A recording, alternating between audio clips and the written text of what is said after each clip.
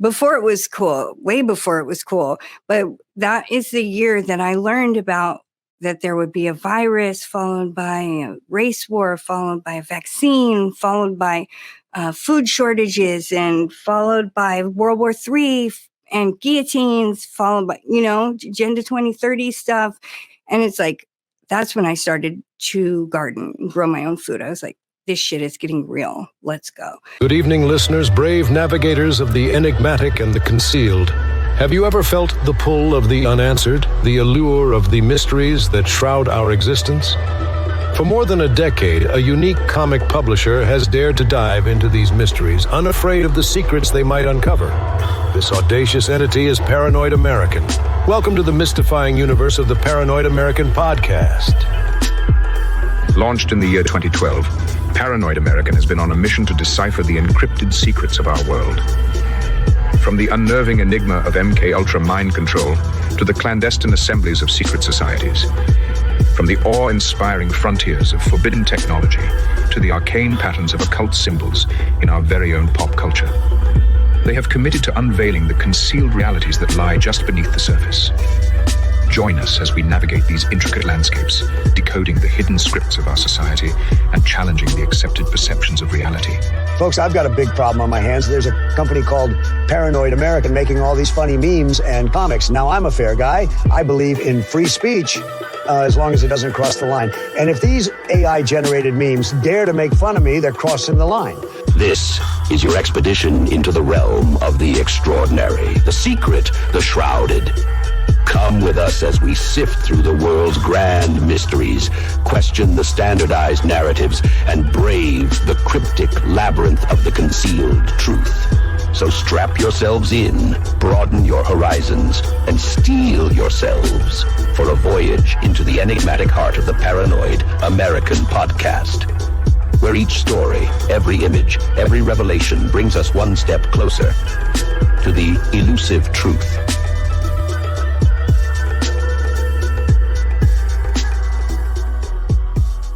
Hey, it's another Paranoid American podcast, and we've got another interesting guest that said that she hasn't been on the circuit, so this will be a new, interesting, fun one. Welcome, Annie Hardy. Thanks for coming and hanging out with me today. Of course. Thank you for having me. So tell people just where they can find you, plug all your stuff, your Rumble, your YouTube, your Bandcamp, everything. They can find me out in the backyard doing some chicken shit cleanup, but they can also on the World Wide Web of the Matrix find me at symbol Annie Hardy in most places. We just soft launched fullpsycho.com. There's youtube.com/Annie S. Hardy, I think. I don't know. They could just Google it and probably figure it out just as easily. Or they could just not do anything. And patreon.com/Annie Hardy if they want to give me some money. And now musicians are just like some semblance of a homeless person meets a prostitute in the Matrix. So that's nice. And we'll link all that down below, including the prostitute under the bridge. I should start an OnlyFans. I've been thinking about it this week. But I'm not going to. But it's check only the comments. Check the comments after this airs to see, how big of a reception that will be. I think that it's kind of the new teaching gig, right? A lot of teachers are leaving teaching to get directly into that. Yeah, that makes sense. Witches, you find a lot of witchcraft and witches in the public school system as teachers, so it's only the next. How did you do in school? I did pretty good. Actually, it was like an every other semester thing because my mom moved us around so much. I say us, I mean me and my dad, that I think I went to a lot of schools. So I went to 4 high schools in 3 years. And so the first semester I would be on the honor roll, principal's honor roll, superintendent's honor roll. And then I would get into drugs or something on second semester and barely graduate high school because I couldn't pass the weightlifting class because I never proceeded past being able to weightlift the bar. So, it's kind of just mixed bag. I could do Troublemaker great. though? Yeah, huge troublemaker. Yeah. What was the most amount of trouble you got in school? Oh, I got 100 hours of community service in my boarding school for getting caught smoking a cigarette in town. I got in trouble for doing drugs after school in 8th grade in Woodbridge, Irvine. I didn't know that you can't do drugs after school, that you can get suspended from regular school. And my therapist was the one who told on me, which seems lame. And then, I feel like that's pretty much, I think I stopped getting suspended when I got back down to San Clemente High School, where I ended up graduating from, where they never should have taken me away from in the first place. But, So I guess I should have led with this. I'm still learning how to do all this. But you've got an interesting sort of list of credentials, I guess you could call them, but you've had a lot of different albums out. Giant Drag was a group. You've also got 2 different solo albums, but you've had musical performances on TV show, right? Like Pretty Little Liars. You've been in a movie with Spike Jonze. You freaking starred in your own horror movie. It's basically the Annie Hardy horror movie, to just by a different name, right? Well, it's Annie Hardy minus any redeeming qualities about me whatsoever, making me look like a complete asshole. But yeah, Dashcam is that. It's like if you take out any of my the things that I'm about that are positive, and you just have my sort of conspiratorial and played up the asshole aspect. Yeah, that's it. They harvested a lot of my life essence for that film, which was so wonderful to make it. But then as soon as it started to be screened, it was a nightmare. Well, hopefully that doesn't make me an asshole too, just because I basically found you through seeing Dashcam. It was just like a random horror movie. Oh, this looks fun. And I was like, holy hell, like whoever this character is dope as hell. Like I've never seen this kind of character in a movie. Talking about adrenochrome and the queen eating babies, and it blew my mind. You were like giving people shit because they wanted you to put a mask on, and then I was like, man, at least the Hollywood elites have got it right this time. Whoever this freaking left brain worm shill is, like she's doing a great parody job of kind of what this community community in like really hard quotes, right? And then I found out I went to go do some research, and like people were hating all over you because I guess someone looked up your social media, and all the comments is just like, she's really like this in real life. Get her. You know what I mean? That's kind of pretty much. I mean, but those people don't understand nuances. And I would say that Dashcam is the great litmus test for who is a piece of shit or not. Because if you don't like my character in Dashcam, you're basically an asshole and a piece of shit and a narcissist, not a narcotics officer. But if you like me, it's because you're cool. And so it's like, if you got to go on a date with some new person, take them to see Dashcam, see what they think. And it's like, and you'll know if you should proceed any further. If they like me, go for it. That's a real person. If they do not like the character, no second date. I actually love that idea because that's a really easy way without kind of coming out and just being like, so what do you think about the whole COVID vaccine thing? Exactly. Without shoehorning some weird thing. It's like, oh, hey, babe, look at this crazy found footage horror movie. I've never heard of this. Let's put this on. And just kind of see how much they hate your character throughout the course of it.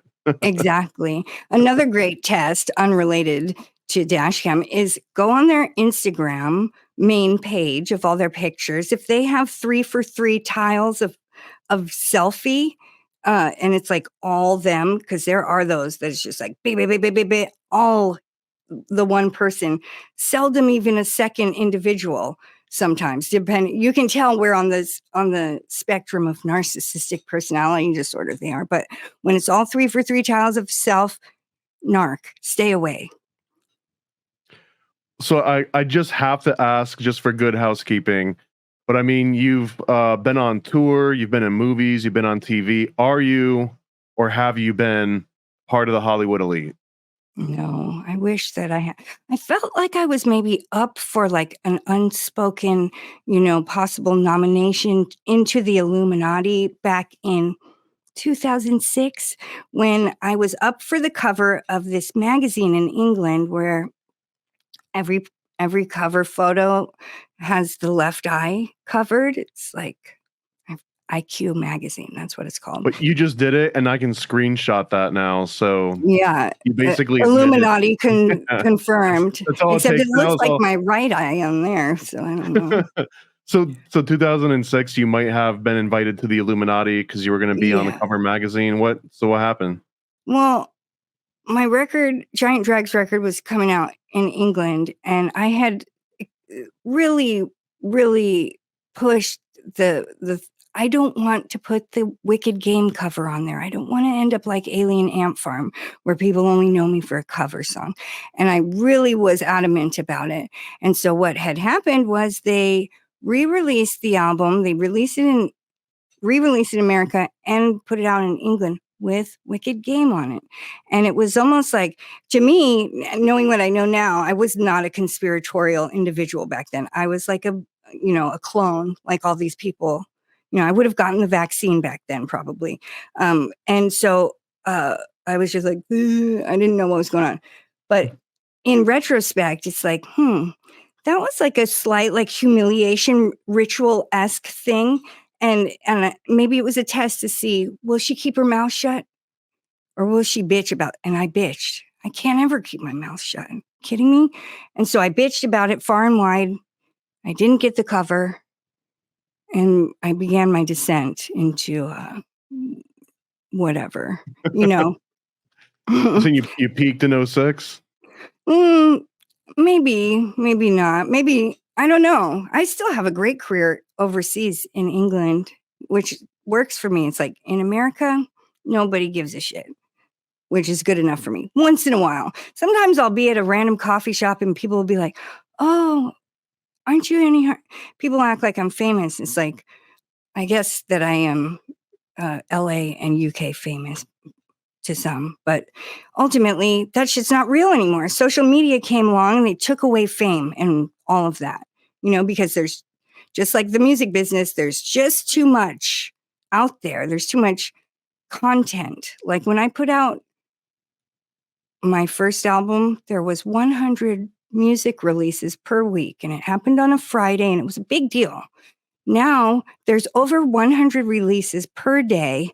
And if you're like a legend artist, like you're Neil Young or somebody, it's not guaranteed that you're going to get coverage from any press. Like there's just too much stuff. And I don't really understand how certain people advance in this. And then God forbid you not be a cucked out libtard minded individual then that thinks like everybody else, then you're going to have a real problem. And that's my story.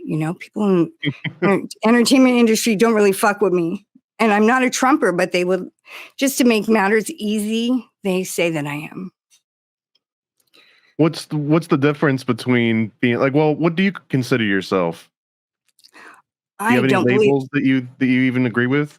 Yeah, I believe in the truth. I don't believe in politics. I believe politicians are selected, not elected. And I don't think voting's real. But just in case it was, I voted for Kanye and whoever that guy he ran for president or vice president with was, I don't even remember who the VP was. His name was Rocky. No, I think that Kanye would have been the VP and some Rocky something or other would have been the presidential candidate. But yeah, I was like, I'm not taking any risks just in case I'm wrong and this is real. Voting for Kanye, obviously. How do you feel about Kanye 2024? I'm not paying that much attention, to be honest. It's like, I don't know what he's up to. I know him and Candace Owens just put out some interview, but like, I don't know. I have so much going on over here. There's like chickens and quails and, opossums and bearded dragons. And I'm the slave to all of them. So it's like, I don't really have time to take in other people's content. I don't listen to podcasts usually. I don't listened to music for the last 13 years or movies or TV unless like I'm in it or I have somebody holding me hostage making me watch it. I just don't care, you know? Like nothing is very real to me except for what's happening that I can touch, see, and smell. Especially smell, because it does get to smelling bad around here if I'm not on top of my shit. I'm sitting around watching TV. The chicken shit's not going to clean itself up. You know what I'm saying? How have you been homesteading for like a long time? I would say since 2012. Okay, You know, doing my cool. best. Before it was cool, way before it was cool. But that is the year that I learned about that there would be a virus followed by a race war, followed by a vaccine, followed by food shortages, and followed by World War III and guillotines, followed by, you know, Agenda 2030 stuff. And it's like, that's when I started to garden and grow my own food. I was like, this shit is getting real. Let's go. And so I started doing it. And I'm not totally self-sustainable whatsoever. I still got to Instacart it up couple times a week, maybe. But, you know, I do what I can. You said in 2006 that you probably would have got the shot. And then in 2012, you decided to go full homestead. So what happened in those 6 years that made you do a 180? In 2010. Okay. I remember the first bit of conspiratorial whisper I ever heard. And it was my friend Greg, and Greg Gordon, shout out, he was talking about chemtrails in my backyard. And I was like, no, I know how it feels to be those people because I was like afraid. I was afraid of everything. I was like, no, that can't be real. I don't want to believe in a world where a government is, you know, doing something bad to us on purpose. And then, you know, I think a lot of people find their way to the truth through trauma. And so in 2010, I want to say, I was in like sort of a very toxic relationship with this dark triad narcissist person. And one day that person also went insane, like snapped, no recognition looking them in the eyes. And that was so traumatic to me. And it's funny because I had just been on that show, Pretty Little Liars, that year. And they had an episode of that show, because I was still watching TV back then, where that happens. And the girl's at the therapist and they're talking about how it's like a weird form of like death and grief and blah, blah, blah. And then that happened to me. And I was like, what the hell? But anyway, from there, after that moment of traumatization, it was like, it opened the gates so that I could like perceive the truth of things. And then I started a practice of rigorous honesty and transparency. And I was just like sort of having a spiritual awakening. And I was following certain people like Teal Swan's, you know, advice and just like taking in a lot of like YouTube spiritual community things and like really having a change of perspective and change of mind. And that made it all. Oh, and then the clencher was when I met my ex-boyfriend, Robert Paulson, a.k.a. Cadillac Ron. And he was kind of like the final, you know, the final chapter of all that. Because you come into it, you're like into the witchy stuff and the tarot cards and everything and the astrology, numerology. But at some point, that all turns pretty dark on you. I think this is the case for more than just me. And once you get to the end of all these conspiracy, you know, rabbit holes, you realize all this stuff is anti-Christ. It's not anti-Buddha. It's not anti-Muhammad. It's anti-Christ. And if all these evil elites in the cabal believe in Jesus Christ, there must be something to this. And it's not what I wanted for my life to, you know, have that hindering my weekend plans all the time. But you know, just in time. I feel like I got to live most of my life as a normal heathen and then reformed right for the end of days here. So was it like a conspiracy and a spiritual awakening in one? Yeah, I would say the spiritual before the conspiracy, but like just barely, you know. Yeah, but yeah, they were together. They always go hand in hand, I feel like, because you're seeking the truth for both of those things, you know?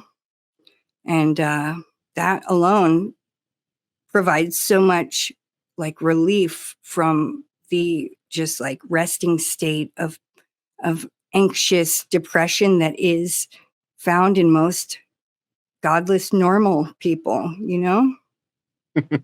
What do you think in, let's say we talked about like Hollywood or music or whatever, like the Blacklist Committee. What do you think they're more adverse to? Giving into conspiracies, or is it giving into Christianity in particular? Good question. I would say seems like they don't like either one, but they seem really, really adamant about keeping things Democrat, you know, like I don't, but then I'm starting to see a tiny parcel of the landscape change. Like, I don't know if you're familiar with Ariel Pink. He's like a, contemporary. I don't think so. No. Ariel Pink. Ariel Pink. He was spotted by someone at the insurrection. I don't think that was a thing, but and somebody posted a picture of him at the insurrection, and he was dropped by his record label, Mexican Summer. He was like canceled. All these people were spewing hatred at him. Poor Ariel. And then he went on Tucker Carlson. They were saying, "You anti-Semitic." It's like, are you idiots serious? Ariel Rosenberg is Jewish, you know, stage name. Oh, the Ariel worst kind. Yeah, the worst kind of Jew hater, the Jews, you know, and so he should know better of all people. Exactly. So he was canceled, you know, essentially, but he's still doing his thing. Giant Drag just played with him last September at the Mayan Theater in Los Angeles, which seems to be the hub for where canceled people go. Like, I only say that because Prayers usually would play there, and Rafa and Kat Von D kind of got like attempt canceled for being anti-vaxxers or something with their kid. I don't even know. And now Kat Von D is a Christian. Yes. And nobody likes that, you know? Basically, that alone makes you racist or something. And it's just like, why does everybody think that they have the ability to pass judgment on others like they do? Like, the people who are doing it are these people who are so boring that no one would dare delve into their past and look at their past tweets to see where they've used the N-word with a hard R or whatever. But you know that that's in there because nobody's done life perfect. And judgment is God's, not humans, you know, like why? People are just like afflicted with that spirit of pride these days, that Leviathan demon, twisting serpent that twists people's words and intentions and just seeks to kill, steal, and destroy, like all things demonic. And it's crazy to me. It's crazy that nobody questions, like, man, should I really be doing this? Should I really be, me tooing this guy? Like, did he rape me or did he not call me back in time?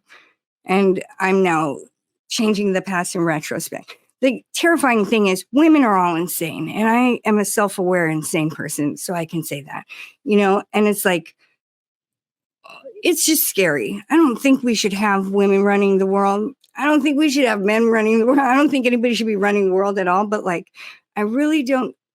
Yeah, I think everyone's like insane. We've been raised in a psychopathic society that I don't think is changing anytime soon, except to get more increasingly insane. And people are such slaves and they just go along with anything they see on TV. They don't question anything. They just believe a narrative that's presented to them.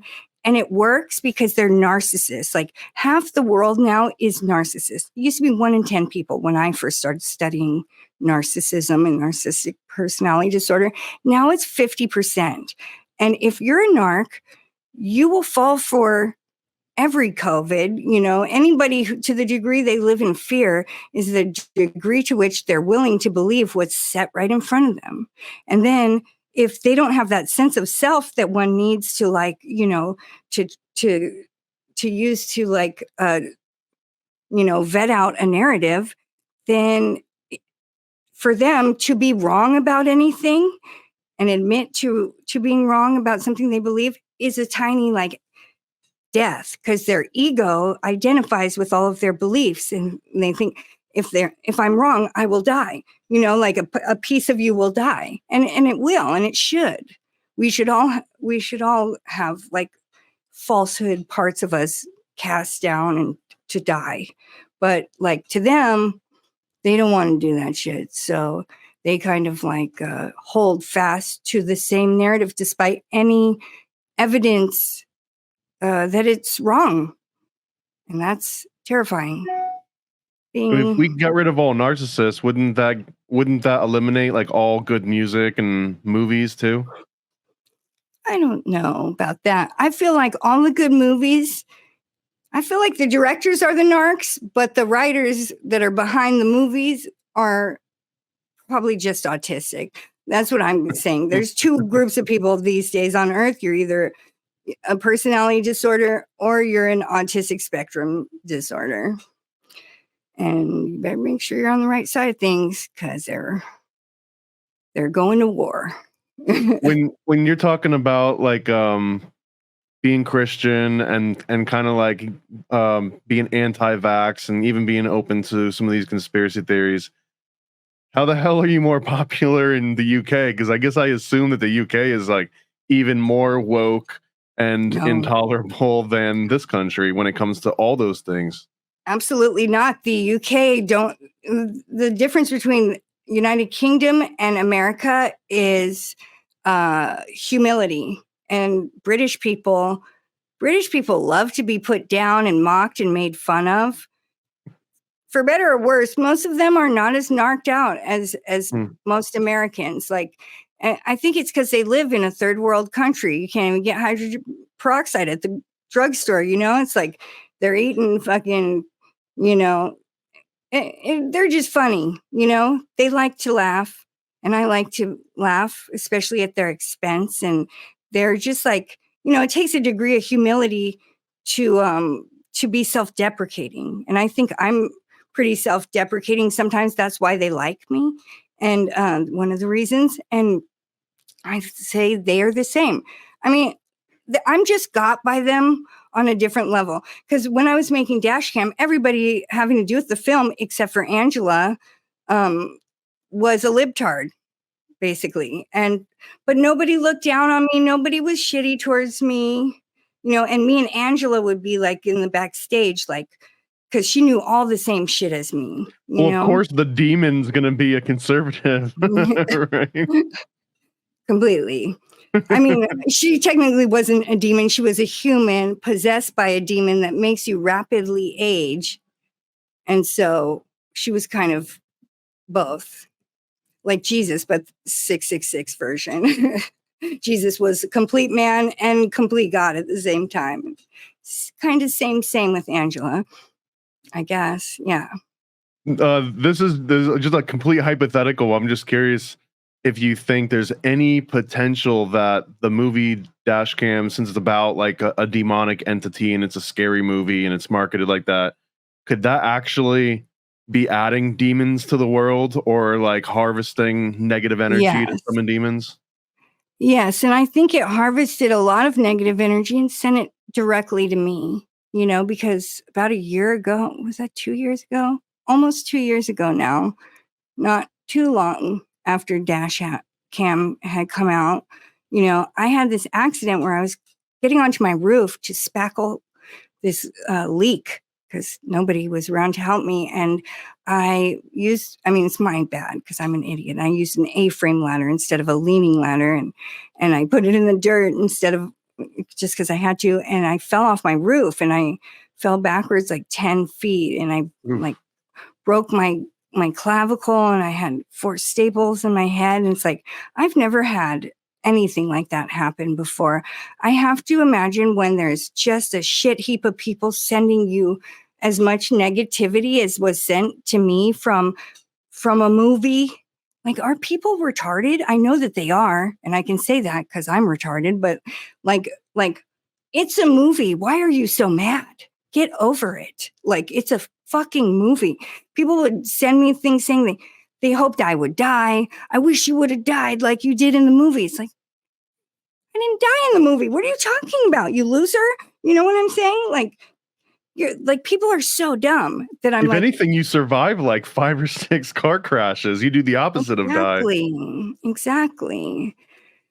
And then, yeah, maybe they were bots, maybe they're real people, but it's like, what is even the difference? What's the difference between any of this stuff anymore? Like the algorithm, I feel like it's happening outside of the phones and computers. Like the algorithm, maybe we're just in a simulation. I don't know. I don't want to believe that. But like, I have to leave space for that to be true, I guess, because I see things that I do in the real world influence my algorithm online, you know? It's crazy. So if you're doing the wrong thing in life and you can get blocked off, or even just knowing the wrong people, that's going to make you get locked away in this algorithmic prison where the algorithm never presents your music to people as a suggestion because it's been presented it to the wrong people because you do collaborations with or hang out with the wrong people and you're, chicken in the house. My chicken's indoors. And I get it. I've actually had multiple interviews where like the roosters were like going crazy in the background. Oh, really? Believe it or not, like the homesteader lifestyle is pretty popular amongst my guests for some reason. That makes sense. She's actually a hen. I'm not allowed to have roosters here in North Hollywood, you know, because it is. But it's just because of the not noise? Too different. Yeah, just because of the noise like this. Would you just hire like the bull to come over and knock them all up every once in a while, or how does that work? No, they don't get knocked up because they're laying eggs no matter what. It's just those eggs don't have baby chicks inside if they're not getting fucked by the rooster. So I don't need a rooster. I don't need any more chickens. I've got quite enough. I have quail roosters, like 2 of them, and I don't have enough hens right now. So I'm trying to hatch out some more quail hens because these roosters are malevolent rapists. They don't get tired. Like I have this one quail who's one of the rooster's favorites, missing all these feathers on the back of her head because they get up on their back, they bite the feather in their beak. So she's just got like a monk bald spot thing back there. It's terrible. Shut up, Geppetto. Lunatic. Geppetto after Disney's Pinocchio? I guess so. I had an ex-boyfriend that I said, name the Bard Rock. You know, you can name them whatever you want.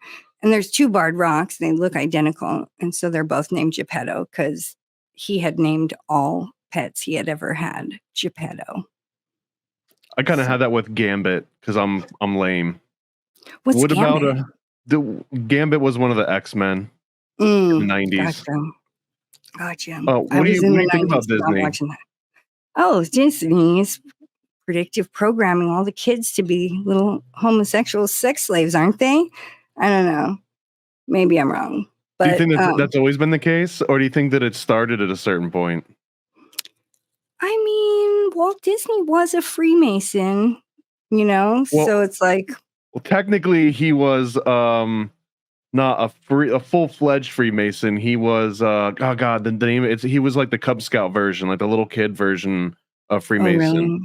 That's so weird that he would like, because you know how at Disneyland they have... Jacques Desmoulins, yeah. What? You ever heard that before? Jacques Desmoulins was the leader of the Knights Templar, the guy that gets burnt at the stake on Friday the 13th, which is one of the rumors that why it's unlucky. But Desmoulins is essentially like the kids' version of Freemasons for boys. And then for girls, I think they've got like Daughters of the Rainbow. And then for adult women, they've got Eastern Star. But essentially, I know that much. Yeah, my friend's mom is one of those. Yeah, what do you think about Freemasons and all, and Eastern Star and all them? I mean, what's to think about? I would like to Well, get a are they Freemason. serving the Dark Lord or not? I guess. Of course they are. Yeah, let's be real. Let's be honest. Like, why would all these people who are Freeman? Yeah, let's say no more. But at Disneyland, wait, you're saying that they've got that or that he was one of that? So Walt Disney was raised as a Demolay, which is kind of like a Cub Scout kids version of Freemasons. But why would he have his he, secret club? He has a Club 33, like the secret, like, restaurant under Pirates of the Caribbean, named, of course, after the 33 degrees of Freemasonry. Is he being a poser?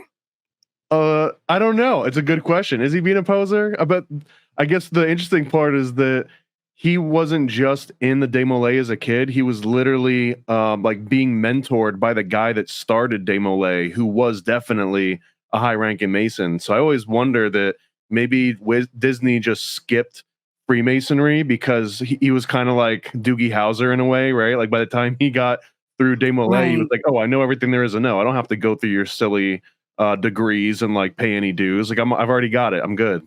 Yeah, totally. My stepdad used to be a Freemason, and he told me he thought it was lame and he quit going, and it's just a bunch of cops and lawyers and stuff doing handshake deals. I'm like, that seems like more reason to keep going. All I know is I'm trying to decide, I might be getting a new car, and I'm trying to decide, should I get a Freemason sticker to put on it or another, like, American military branch of some sort? Because you throw one, I've had this Marine sticker on my car, and ever since I put it there, I've never been pulled over once. Just gotta say, knock on wood. I think that's smart. That's really smart. It's really smart. And I think the Freemason sticker is even next level, never getting pulled over. So, well, you'd probably want to put an Eastern Star on the back. Good point. Because otherwise they just see a wife or a girlfriend driving their husband or boyfriend's car. But if it's Eastern Star, there's going to be a protective element where it's like, oh, we need to protect. This is like one of the good ones. What is an Eastern Star? What is that? A god or goddess of some sort? It's just the female version of... No, I know, but like, what is there's the Northern Star. Like, what are they named after? Well, a lot of the time, Freemasonry is talking about seeking light in the East, which usually represents... It's everything in Freemasonry is open to interpretation, I think, but I think that it represents like the Eastern goddesses. So yeah, it's probably like Ishtar and Astarte and like Babylonian sort of philosophy. So pretty much. Usual, yeah. Those, gotcha. Makes sense. Makes complete sense. Yeah. Those the reason I was G's. asking about Disney is I was curious, like, did they program you? Did you get Disney programmed as a kid? I mean, I feel like I did. I feel like I was an MK Ultra mind control slave until I was cracked out of that walking dream, and I really felt like that. And I guess like, and my mom seems like one. My mom's dad was in the Air Force, and she was stationed on the things and stuff on the bases and all whatnot growing up. And that is the sect of American military where they really went hard on the MK Ultra-ing, and she's, that woman's disassociated sometimes all the time. And I'm just like, Mom. And, I felt like I used to be like that, just like, duh. But I don't know. There's some things that are conspiratorial, like organized gang stalking, that I don't think people understand are happening more in the spirit realm than the 3D realm. I was talking to some homeless drug addict guy in the alleyway nearby here the other day, and he was trying to tell me, being organized gang stalk. And I was like, yeah, but you know what? It's not like some corporation is stalking you. It's like, it's a spiritual affliction. And they're doing that to you because they know that they can make you scared and paranoid and emitting fear and all these energies that demons feed off of, because they're energetic beings. They eat energy. We're physical beings. We eat physical food. They feed off of negative human emotions, energy, and motion. So as I was telling him this guy came out behind us and he just like stood there and stared for like a full minute straight. And I was like, see, I saw that.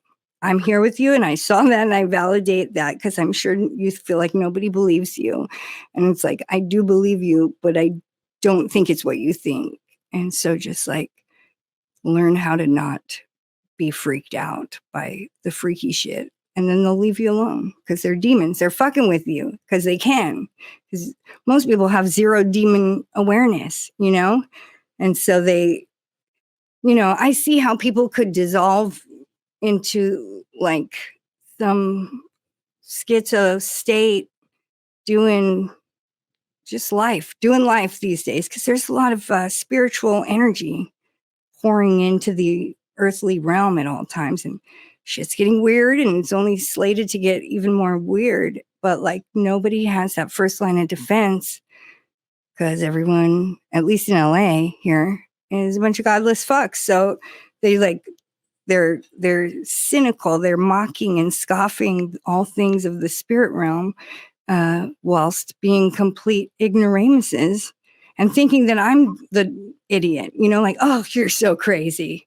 It's like, I know, I am so crazy because the truth is designed to sound crazy, so it will be dismissed immediately. And the devil doesn't want people to believe he exists. That's that famous quote, the greatest trick of the devil was convincing the world he didn't exist. So if there's no devil to fight against, you don't need to seek God. I think Devil's that quote no dummy. too is the one that makes Christians so open to conspiracy theories, even if they don't realize it, because that's really the ultimate conspiracy, is that behind every, you know, bad or evil thing, it's not just some weird Occam's razor scientific, perchance, that it's actually fueled by the devil, essentially, or whatever you want to fill that, you know, that label into.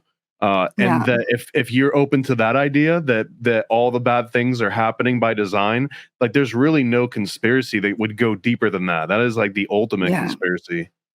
Mm-hmm. Where are you at on like the Gnostic concepts of like Sophia and Yaldabaoth and all that?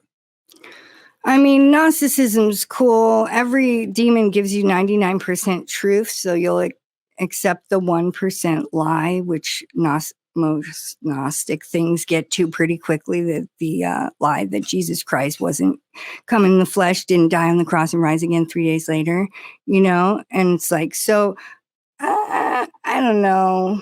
It's like, I don't even fucks with it that much, you know, because it's just like, there's this cool guy, I was watching his videos on YouTube, and he talks about like Gnosticism and Jesus, and I was so into it. And then like 10 videos in to his lectures, he starts really like saying like, and y'all won't like this, but Jesus wasn't a real guy. All of these stories in the Bible are allegories. And it's like, that'd be nice, wouldn't it? I feel like the truth of Jesus is such a bummer. And the truth of the Bible is such a bummer for all of us. Like if all this shit is true, that how could it not be true? You know, it's like the worst case scenario. That's why that's only one tiny reason why I have faith. Like I've had actual like, you know, God experiences and Jesus experiences and you know, but you know, it says in the Bible in the last days, like many will depart from the faith because they'll fall for devil doctrines like these, you know, and it'll fool even the elect. And so I don't know. I don't like to get in there and like mess about with that stuff because like I don't think my faith can be shaken because of the multitude of experiences I've had. And I think people who have to operate in faith haven't had a firsthand experience with God. It's when there's nothing to believe. Like I don't have to exercise faith in my mother existing. Like I know because I saw her yesterday, you know? And so it's like, it's not a question to me. Is Jesus real? I know that he is. But, you know, So why would I go and listen to all these, like, because a lot of this stuff, like, even though, oh, it predates like the Bible, it's like a lot of it's just like the devil predates everything, like demons and angels and stuff. There's time is a construct of man. So like, in the Akashic records and outside of the third dimension, demons and angels, they can span time. They can go and see exactly what they'll peer into your life and be like, let's see what this fool's going to do. What we could do this fool, they'll mess him up more than anything. Looks like he really is a lust pig. He loves to have fornication. Let's go throw this little hussy in his trail and ruin his life through this woman, like whatever the case. And so it's like, maybe that predates the Bible, but who writes these books? Who is in charge of history? How does anybody know absolutely anything to be true at all whatsoever? Outside of their own firsthand experience. I don't know. I try not to like hem and haw in my head too much, and getting into Gnosticism stuff, it makes me start hemming and hawing, So I try to not hem and haw, because whatever I've got going works for me. Yeah, well, I've heard them referred to as Gnostic goobers a lot, which I guess is like a more crass way of saying hemming and hawing. Yeah, they're like, I feel like the Gnostics are just these like snooty, like they're like the pseudo intellectual like punk rock kids from high school or something. And it's like, you know what? Dead Kennedys are great, but like Fleetwood Mac's always going to be better, just in my opinion. So what are some hot music takes that you've got? Oh, I mean, I don't know. It's been so long since I've even listened to like music today. Even oldies, even stuff that you grew up with? No, I'm not like an active like music listener. Like I don't ever put on a song unless it's like for work or something. So there's been a couple times where I've been like, for 5 days, I listened to like the Kanye Pablo EP, and there was like, 2 days where I listened to Frank Ocean or whatever. And there was like a whole week where I listened, maybe 2 weeks even, to the Jesus is King Kanye album. But yeah, besides those 3 examples, pretty much, is that it? I feel like I'm forgetting one thing, one white person thing or something. But beyond that, I don't listen. There's like not music playing ever in the background, because I can't concentrate when I'm around music if there's like a vocal on it. If there's lyrics, I'm hearing that, and I'm hearing that in front of your voice and every other thought inside my head. So I try to just like steer clear. I can't take it, and I have this like curse where I remember most every lyric from like all songs I have ever heard in my life, which is like insane. Like I could use that mind, parcel for something good or something like useful. Like, oh, I could be like a physicist or something. If only I didn't remember every lyric to every song I've ever heard more than once, dang it. But yeah. I get that. I get the same way where if I hear lyrics at all, I can't focus on anything I'm doing. So I tend to just listen to maybe instrumental or even just like ambient noise sometimes. And I wonder for you, how much of it is that you're trying to avoid like external influences for doing your own thing? Yeah, that's part of it. But when I was in that relationship I told you about, the one that like refragmented my mental hard drive, I came out of there. It wasn't a choice. I could not listen to music. I couldn't watch TV. I've never liked movies. But like, it was disturbing because suddenly I was tuned into these subtle frequencies and I could feel them like, and so I still to this day, I'm less sensitive than I was back then, but like I still can't be around a TV that's on. It makes me feel disgusting inside. The frequencies coming out of your television are the grossest, I would say. And And then some songs are just like so fucking evil that it's insane. And like, yeah, I'm too resensitized to these subtle energies, and music is just such witchcraft too. And I say that as a musical witch of some sort, like you can't, like that backward masking where you play the song back where you hear a little Satan message or whatever, or an angel message, depending on the artist, that shit is real. That shit is not being done always on purpose, unless it's like that Jay-Z song where he's like, murder, murder, Jesus, six. It's like that was put there on purpose, whatever. But like the Led Zeppelins and the Beatles and the stuff, like the spirit realm is working in, around, and through us all the time. We don't know whether we're playing host to a demon, an angel, whatever.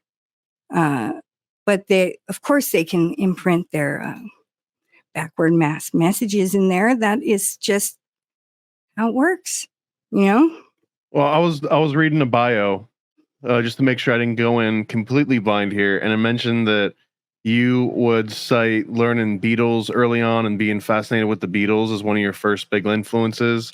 And I always think about the Sgt. Pepper's album cover that's got Aleister Crowley in the back. Like, do you think that you got like the demonic music bug from that, or do you think that's even possible?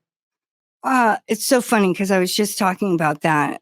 I went down to Orange County for my dad's birthday, and me and my mom and my stepdad and my dad and my aunt Christy were all sitting at the table, and they'd never even heard of Aleister Crowley before. And these people love rock and roll. My mom and my aunt just went to go see the Rolling Stones. And, my dad absolutely adores the Beatles. And I guess that's their idolatry and the reason why I wasn't raised in the church or whatever. But I was telling them, like, Aleister Crowley coined the phrase sex, drugs, and rock and roll. And they're like, they don't care. They don't give a shit. Because they know it's only rock and roll, but they like it. And I think, did I get the bug from the Beatles? No, I think I already had it. I had it as long as I can remember, just wanting to do that. Oh, but I do remember my mom. Okay, so my mom is like a playwright, director, whatever, as I'm growing up. And somebody in her play, this guy Max, he was playing this like Pearl Jam song. That song Black, where it's like sheets of empty canvas, untouched sheets of clay. And I was like, whoa, he was playing the guitar, and I was like, I want to do that. I want to be able to play the guitar. I didn't know what the song was because I was like into Nirvana and not Pearl Jam. But I wanted to do that. And so I did. Took a while because I got signed up for guitar lessons, and the guy was just teaching me like it's like, I don't need to know the opening riff to Come As You Are. I need to know, like, what am I to do here? What do I do with this thing? And so, and I got kicked out of that class and called my mom and said that I was. What did you do to get kicked out of the class? Well, he said, Annie told me that she was God today, and she seemed really serious. She didn't laugh or anything, and it kind of freaked me out. And then I think I was I was definitely no older than 9th grade. It was either my 6th grade guitar teacher or the 9th grade one. I think it was the older one. Yeah. That sounds like you freaked the guitar teacher out so much by claiming you were God that he was like, don't bring Annie back. Basically, yeah. And my parents never forced me to stick to anything, so I just stopped going. But then I went to boarding school in 10th grade, and there was another girl there, my friend Carmen, whose dad was teaching her to play the guitar. And I had kind of figured out a couple things. And so we were just like showing each other what we knew. And then as soon as I learned a couple songs, which was like Fire and Rain by James Taylor and like In My Life by the Beatles, then I was on my way. I was on the track to writing my own songs. And as soon as I would write a song, I would see the reaction from the people around me would be pretty incredible. People remember the songs and asked to hear them and stuff. And at first they were just like joke songs. And and then, they became more real. Do people still think that you write joke songs and then get surprised that like you're writing about things you actually care about and think about? I mean, people would be not wrong, because I do write kind of like, they're kind of joke songs. Like my keyboard retard area of my music now is just like, it's funny, but I've always been like that. Like, here's something funny so I can say the truth, because that makes people more receptive to telling or to hearing the truth, as if it's presented in a funny way. Because you've got a new song coming out that you wanted to big up. What's the name of it again? And it's called The Rothschilds, and yeah, and it's a good one. I hope they don't get mad or whatever. It's all I fun. assume that this is going to be your entryway back into the good graces of the music industry and the rest of LA at large, right? I don't assume so, but crazier things have happened. I don't know. It would be crazy if that would change thing one, But it's crazy because as soon as one person champions you, like one person that all the peons look up to, then they'll be like, oh, okay, yeah, I like that person now. It's cool. That's cool. And it's like, God. Like, you're one shout out away from Candace Owens being like, hey, everyone check out Annie Hardy, right? And then it all changes, right? Exactly. Well, I don't know that being shouted out by Candace Owens would change anything in the record industry. It would only further cancel me. But if it was somebody else, like, like there's plenty of other people who kind of toe the line. I'm sorry, like you're Joe Rogan. Candace Owens in this theoretical example. I mean, I think Candace Owens is amazing. I think she's like so smart. I found out about her through Kanye on Twitter. Mm-hmm. And ever since, I've been like, I'm a fan, and I don't understand. People are just so retarded, and they're like, oh, Candace Owens is like Trump, blah, blah, blah. It's like, who gives a shit? Why are you guys so mad about Trump? Like, obviously, this whole world stage is an act, hence the stage. Get fucking real. Like, we've had a president for the last almost 4 years who's literally a drone bot. Like, that's not even either that's a senile Alzheimer's patient, or it's a robot, or Jim Carrey wearing a real mask. I don't know what's going on. I just know that this is not real. Just like the Trump attempt assassination. I saw the first bit of it. I go, not real. Just like the insurrection, not real. It's like, how come when other people look at this shit, they're like, oh God, and here's a picture of the murdered shooter. And I'm like, that's not a picture of the murdered shooter. Look at his neck. You can see where his shirt of his collar is moved, where the makeup line stops. This is fake. Like, this is all fake. But people ain't trying to hear that. They like to believe the lie, and they like to get outraged. People's body, like your body's physically addicted to any emotion that you feel on a regular basis. And you will manifest something that outrages you or offends you or whatever, because you need that hit of the chemical. And your body doesn't distinguish between whether it's a good or bad feeling. It's just, it's chemical. So, break the addiction, and then shit gets crazy. I was watching another interview that you were on, and I forgot they were talking about some kind of movies, and you were just like, oh yeah, did you know Steven Spielberg raped a girl? And like, no one knew what to do with that. I thought it was hilarious.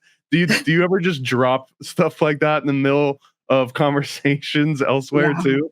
I do, because I can't control myself. I can't help myself because I don't want to, maybe, or whatever. But like, yeah. And I get a lot of like, okay, like people who know me have grown to know to expect the unexpected. But yeah. Who do you think, going off of the world's like a big stage, and it doesn't really matter who Trump is or Biden, most popular president in history, by the way. But who do you think is actually running it? Yeah, I mean, based on votes alone, most votes in American history. Oh, but that's not off real votes. That's off Well, stealing it's off the votes that got counted, which are the only ones that matter, right? I guess you're right. I guess that, yeah, he's doing a great job. Can't wait to see. But who do you think's pulling the strings? Like, can you even point a finger? I don't think any of us know those people because they're not public figures. Well, let me start human. Do you think that the ones pulling the strings are human? I mean, like Angela and Jesus before her, I think they're partial spirit, partial human. I think they're co-opted human because like Rh negative blood type individuals, which account for anybody in a position of power, all but one American president, every royal family all the way back to ancient Egypt should be either A negative or AB negative blood type. And so that would be your blue bloods. Why are they called that? Because the Rh negative blood is copper based, not iron based, and copper oxidizes, turns blue. So that's your blue bloods. And why were they royals and in power positions in the first place? Because they were believed to be relatives of the gods. And so you have 25% of the world populace is Rh negative blood type. And then 75% is Rh positive for the rhesus monkey genome, which science is saying you are related to this other earth animal called the rhesus monkey. We know your origin is planet Earth. For Rh negative people, they are negative for that genome. Science says unknown origin. And so those are the people that are ruling the world, running the, allegedly, like being the president, the most highly possessible people out there also. And I speak as one of them, and so you've got your bloodline of the devil and Eve, because Cain and Abel were in there. Cain and Abel were like twins. A woman can get pregnant by another man within 10 days of the first pregnancy. So you can look online. There's a lot of one black, one white twins out there when the mom was a righteous hoe. And so Cain and Abel, one was evil, one was good, fathered by Adam and the serpent in the garden. So that's your O negatives bloodline with your Rothschilds and what's the other R one? The other R evil family? Rothschilds and you don't know? I'm searching Rockefeller. Rockefeller, thank you. Rockefellers, those are the serpent bloodline. And actually, they found their way into the royal family, like the Queen of England, King Charles. They're all reptilioid O negatives now. They should be historically A negative, AB negative, because that's that Merovingian bloodline. But they're O negative now. And then do you have any because when you're talking about the Merovingian bloodlines and the reptilians and like even the demonic entity angles, I'm getting a lot of influence of like David Icke and Alex Jones and Jordan Maxwell. And do you even know all the different conspiracy theorists of 80s, 90s? Do you have like a top 3 or anything? I have a limited knowledge of things. I've watched some David Icke videos. I've watched some, what's his name? Alex Jones, Jordan Maxwell. Which one's Jordan Maxwell? Jordan Maxwell did a lot with maritime law and how like words have all these multiple meanings and no, but I should look into that. If there's one thing you take away from us meeting, it's to look into Jordan Maxwell. Yeah. So no to him. I can't really get down with Alex Jones screaming so much. It makes me unable to watch his stuff, but I'm down with him. I even bought an on clearance free Alex Jones shirt from his store when I was on there buying some nascent iodine. But yeah, there was this one, what was his name? Maxwell Spears, I want to say. Yes. Yeah, that sounds very familiar. He spoke on the topic of blood. He was amazing. They killed him already, of course, but he was a deep cut from the conspiracy thing. That's who I really liked listening to. And I was not too shocked, but very upset to hear that he had died in the last couple of years here, and they killed him like they do. But his shit was so far out, and I was like, dude, this tracks. You know, he would talk about how they have like demons that, like, you know, like they're trying to breed the devil into form in the third dimension. And and it's a lot. You got to go look at it yourself. Although it sucks because all the things I used to watch on YouTube videos have been scrubbed from the internet at this point. Well, they're all problematic now. Most of the content that was popular in the early 2010s or before is very problematic. For sure. And half of it's hate speech now. But like, I watched so many videos that just laid out what's happening right now post-COVID, and like as soon as COVID began.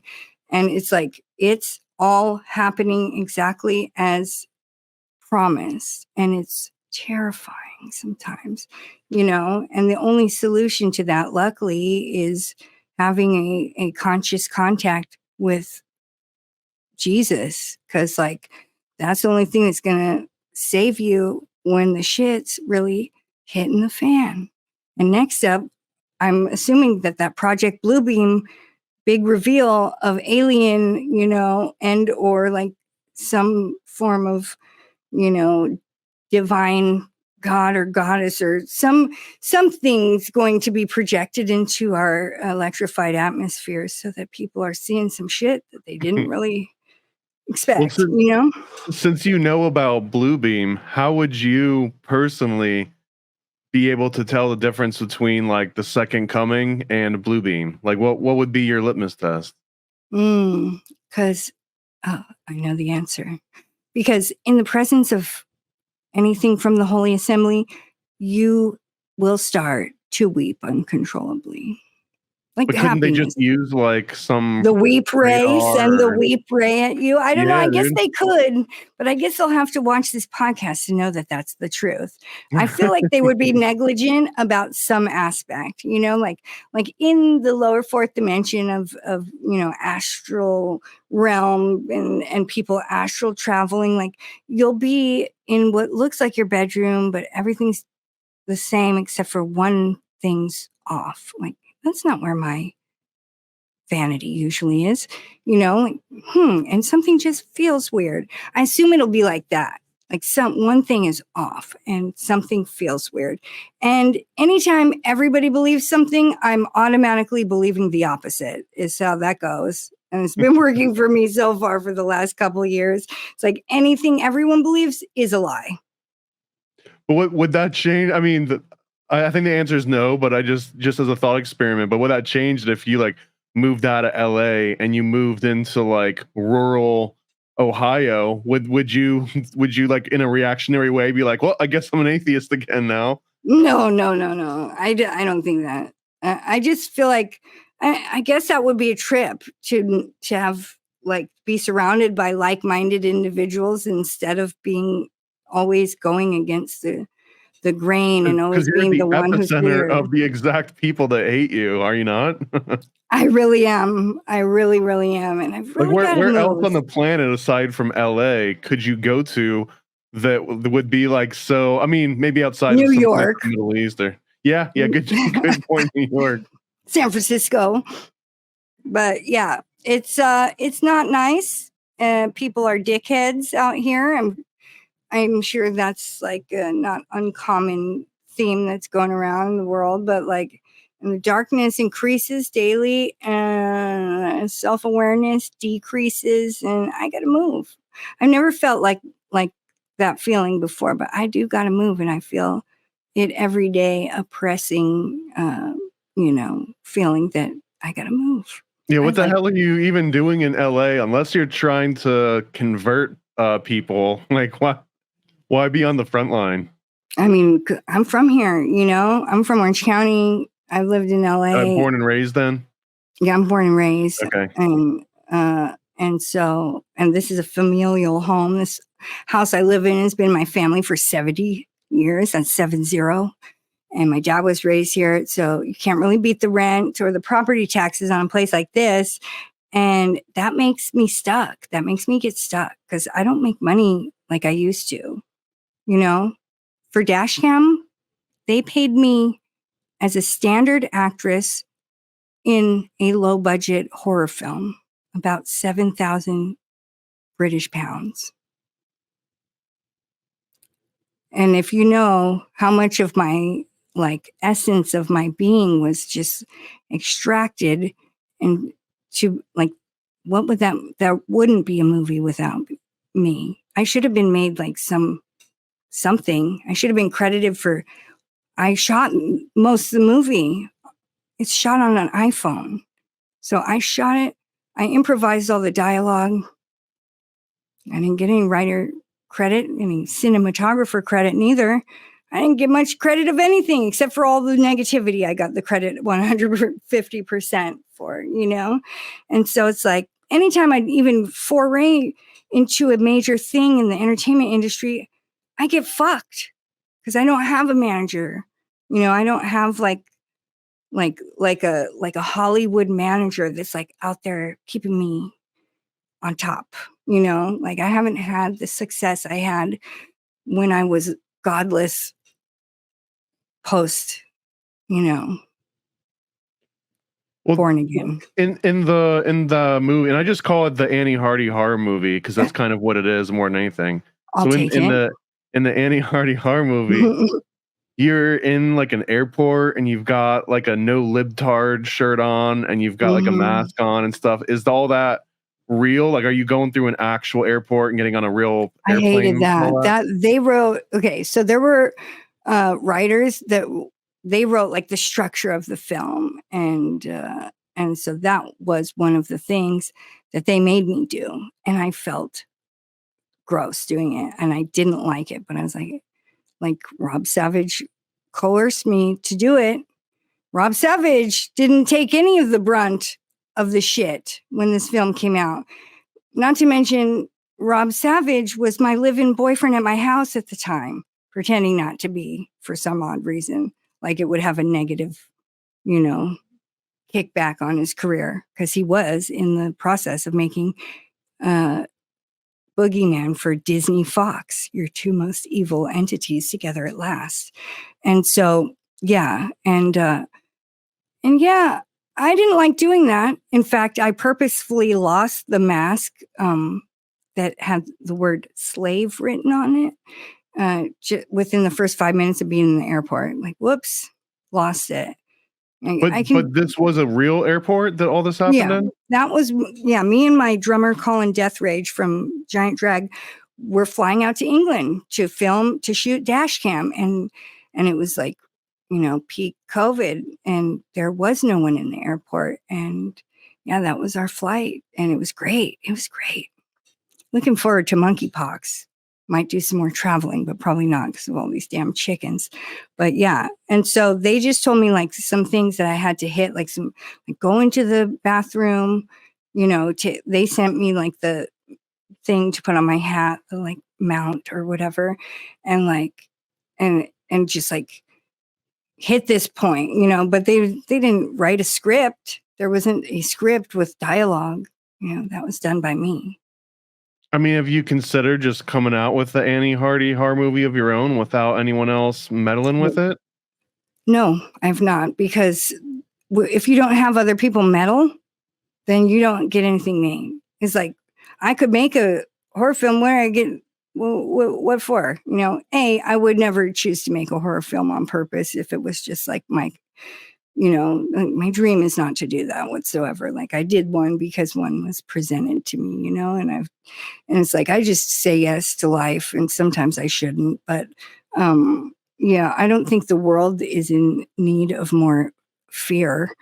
I think that's probably the last thing it needs. It needs the opposite, which is love and faith, whatever.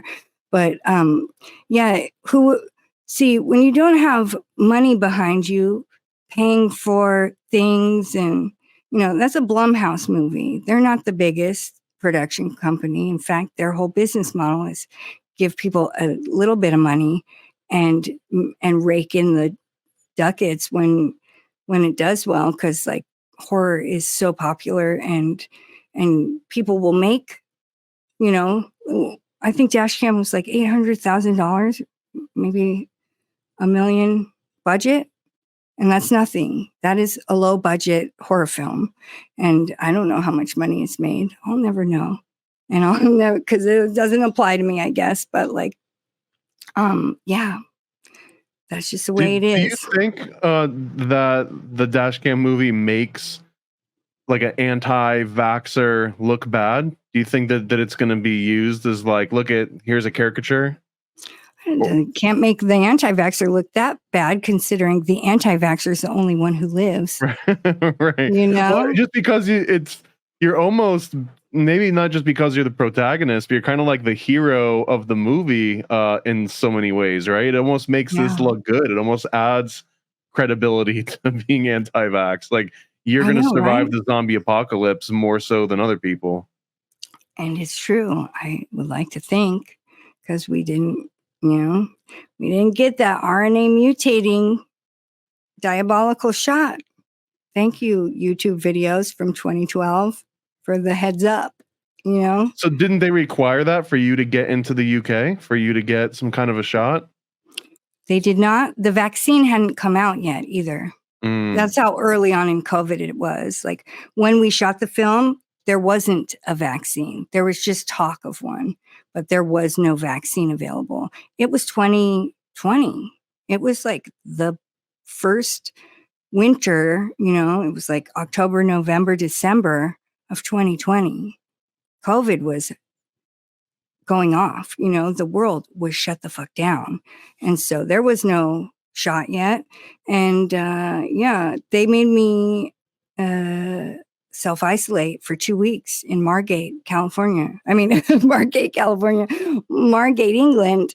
Shout out to the Libertines. I stayed at the Libertines Hotel Albion Rooms. They have like a recording studio, their hotel, restaurant, coffee shop, all in one, in Margate, England, in Kent, Thanet, whatever. It's a small beachside town. It was great. Totally great. And my friend Dean Fragile took great care of everything. And, they were strict. Like, the rule is strict. You're not supposed to like go outside on a walk by yourself. I did it anyway. I don't give a fuck. I didn't have COVID. You can't coop me up indoors, you loon, goonie, and psychopaths. But yeah, luckily I planned it so that I made Dashcam people pay for calling my drummer to have a ticket. He came with me, and we worked on this giant drag record that will probably never come out, because it's just like, I don't know what happened here. Something giant drag vibes happened. 2 attempts now to make a record that neither will probably see the light of day. It's the giant drag curse for every album. But, in theory, we would have been just recording for the whole 2-week thing. But it's not what happened in practice. But I did release an EP from Albion Rooms. So, and that's where we recorded Devil Inside, which is the song that you hear at the end of Dashcam. It's also where most of my money went. From that? I don't think so. I should, in theory, but you got to remember, I was dating the director, and I one time signed off on a contract from his laptop. And he's like, I'm saving your signature. And so there was instance in the future where I've signed off on things for free. And yeah, the whole process caused a lot of turmoil between Rob and I, and we haven't spoken in over a year since we broke up. But I hope he's well. If you had, it sounds like, yeah, I understand that a horror movie wasn't like your first choice. If you were to do anything you wanted, what would be your first? If someone just dropped, $100 million, or if someone just said, hey, money doesn't exist anymore, you can just pursue what your number one passion is. Would it be albums? Would it be a movie? Would it be interpretive Christian dance missionaries? It would be me moving to Big Island of Hawaii, building a huge compound and purposeful, like eco village type like situation for me and like-minded individuals to move off grid, lead a self-sustainable life, but also to have a fully functional recording studio, like, like audio and visual department, have all of it. Like you've got like the healers portion where people come in from the outside to do projects, to do, talks, to do, these kind of like lovely working vacation getaway things where the center gets paid, people get to work, get to interact with outside people, which I'm sure will be nice. But like those people get to come and there's like a whole indwelling system where you can just create anything you want within reason, I guess, and do it in paradise and do it with some chill ass, dope, talented creatives. So that's what I would use my money for, or my non-existent money doesn't exist anymore shit for. Would you make sure you had a blue roof on that recording studio? Obviously, yeah. But I don't think the blue roof is going to keep you from catching on fire when Mauna Loa erupts and sends lava all over the island. That's the problem with the big island, but that's the good thing. It's like there's 5 active volcanoes on that island. Because of that, real estate's really cheap. But because of that, you can't really get insurance, and if lava touches your house, then the government can seize it or something stupid. So I don't know, but life's a risk. There's pluses and minuses to everything, right? Do you have a certain denomination that you lean towards more than others when it comes to Christianity? No, I don't like church. I tried to go so many times. I've been baptized Episcopalian. I don't even know what that means.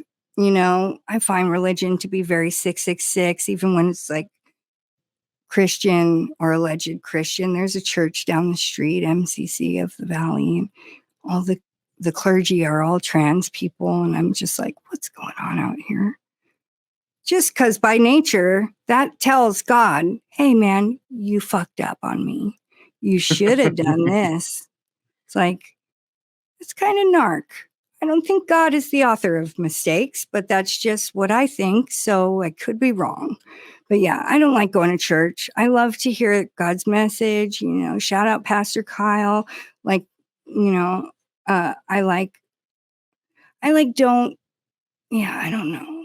Because one of the reasons I asked that is because if you believe in demons and demonic possessions and all that, it still blows my mind that the only real denomination that I'm aware of, and I know there's like 40,000, but the only one that I'm aware of that kind of like advertises or at least publicly admits to demonic possession, even does anything about it, is the Catholic Church, which is like the most institutional Walmart church, right? Because they've got exorcists. And I mean, I'm probably there's deliverance Christian ministries, the deliverance ministries where they get in line, they're handling the snakes and they're, right. That's Pentecostal, right? Maybe that is Pentecostal. Yeah. See, I don't even know, but like, I think there's a couple of them, and just like but I believe it or not, I fucks with Catholicism, don't let all the priests raping all the young boys, give you the wrong idea. I feel like they've got something going on there that's very much, that's the true church, otherwise why would all the Satanists go sneak in there and steal the Holy Sacrament if that wasn't real? I think that's just very real. I should probably convert to Catholicism. Who's sneaking in the church and stealing sacrament? The Satanists that take them to their black masses. They dip them in the wine and eat them. They go there because they know that, that's some real shit. And they're under attack spiritually, I would assume, just like in the sense that, I'm becoming a Catholic priest. And now all these demons that are filling my head suddenly with the idea that it might be dope to like diddle a kid, because that's how demons come. These are just human beings. People should not let it reflect. But I will say, Catholic Church has turned more people off to having a personal relationship with God than anyone, because there's so much guilt and shame, I think, involved in the Catholic Church, not to mention the mean nuns smacking your hand with a ruler and then narrowly avoiding getting raped as an altar boy. So it's like, it's a lot to contend with, for sure. But I feel like for good reason. I feel like that's God's church, probably, maybe, could be wrong. But I find it to be a beautiful, like, religion. And for a while, I started going to Catholic church as an act of rebellion when I was about 15, because my mom was raised Catholic, so she hates it. And I thought, you know what? My friend Carmen from boarding school was Catholic. I said, I'm going to Ash Wednesday. And they put the little ash on me. But I find their masses to be a little more boring, even, Stand, sit, don't talk. Yeah, monotonous singing. It's a lot of stuff going on, but I don't go enough. I should go. God probably wants me to go. But really? What Catholic Church in particular? No, probably anyone. There's like a couple down here. But I just even sometimes, there's so many wolf in sheep's clothing churches out here. I went to one a couple of years ago with a friend. Their color scheme was red and black. And at the end of the service, they were playing, I see a red door and I want it painted black. It's like, you want to paint it black at church? I don't think you should want to paint it black at church. That seems insane. This does not sound like a Catholic mass. This must have been a Protestant thing. I don't know what it was. Probably Lutheran or something. Yeah, probably Lutheran. I don't even know what it means. But yeah, it's like you can't trust any of this shit. Either everybody on the clergy is trans, or there's a secret, child sex trafficking ring behind the scenes, or they're listening to the Rolling Stones during, like, give me a break. The devil's everywhere. I try to keep on top of reading the Bible all the time, which is boring. It's not that fun, admittedly, but I kind of try to make it fun. I'll ask God a question in prayer that I need an answer to, and then I'll open the Bible randomly, intuitively point my finger. That's actually called, there's a name for that. It's called bibliomancy. No, it's called a Rhema, Rhema. I thought you were going to say it's called divination. And it's like, no, I don't think that's that. I think if you go to God in prayer and ask to be shown I've had some crazy shit come back to me. I've also had some false flag shit where I think I might have not prayed first. And I was told basically through these verses in Jeremiah that I was going to die on July 7th of, not this last year, but the one before it. And I was like, I'm game. Let's do this, Lord. And I didn't die. But how did you get such a specific date from reading Jeremiah? It wasn't just from that. It was like, and then Hananiah, I know how, said, Hananiah, I will kill you on something. Hananiah turns out to be the biblical era, version of what is it? Hannah or something, or the male form of basically my own name, something that means God's grace. And I was like, whoa, that's crazy. And it's like, Hananiah, because you're a false prophet, I'm going to kill you on this very year. And then it says, and then in the 7th month of that very year, Hananiah the prophet died. And then I was like, whoa, 7th month. That's July. That's Rob Savage's birthday month. Interesting. And then I referenced my own song, which is its own kind of divine fax machine type of experience, where I had inexplicably said in my song, Million Faces, 777, I disappear. I didn't know why I said that. I never do. It's just some something coming through the spiritual channel.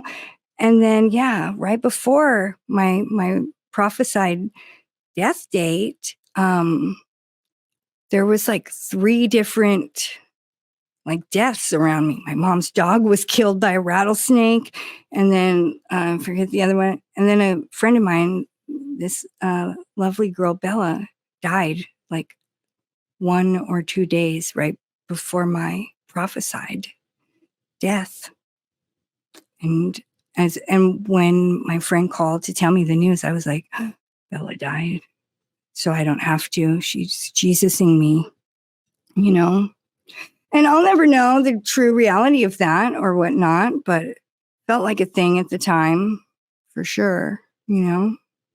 If we're getting biblical, if I don't know if you're familiar with the story, but what do you think happened between Ham and Noah in that tent?